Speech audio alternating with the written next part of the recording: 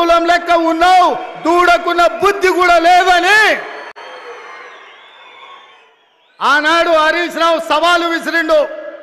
మీరు రైతు రుణమాఫీ చేయండి, నేను సిద్దిపేట ఎమ్మెల్యేకు రాజీనామా చేస్తా, మళ్ళా ఎన్నికల్లో పోటీ చెయ్యనని.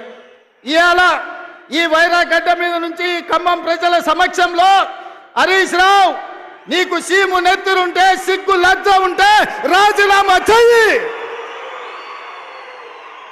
నువ్వు కూడా నీ మామలకనే సిగ్గు లేనోనివైతే ఏట్ల దుంకి సావు అని చెప్పి నేను ఈ సందర్భంగా చెప్పదలుచుకున్నా.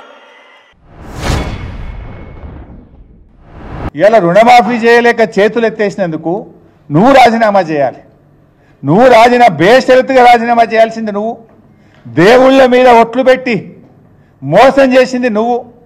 సిగ్గు లేకుండా ఇంకా వెనకటికో సామెత ఉంటుంది, చోరు ఉల్టా కోత్వాల్కు డాంటే అంటారు. ఇవాళ నువ్వే ఉల్టా ఇంకా మాట్లాడే ప్రయత్నం చేస్తున్నావు నన్ను రాజీనామా చేయమని.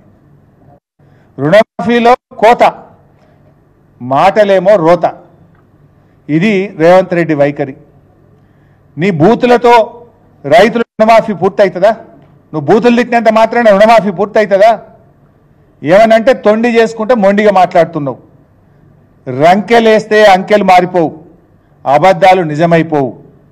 నీ తిట్లతో రైతుల ఖాతాల్లో కోట్ల రూపాయలు పడవు. మమ్మల్ని తిట్లు తిడతావు కావచ్చు, కానీ దేవుడి మీద పెట్టిన ఒట్లు ఎట్లా మర్చిపోతావో అని నేను అడుగుతా ఉన్నా. నువ్వే డిసైడ్ చేయి. అక్కడనే పోయి ఆ ఊర్లో రైతులను అడుగుదాం,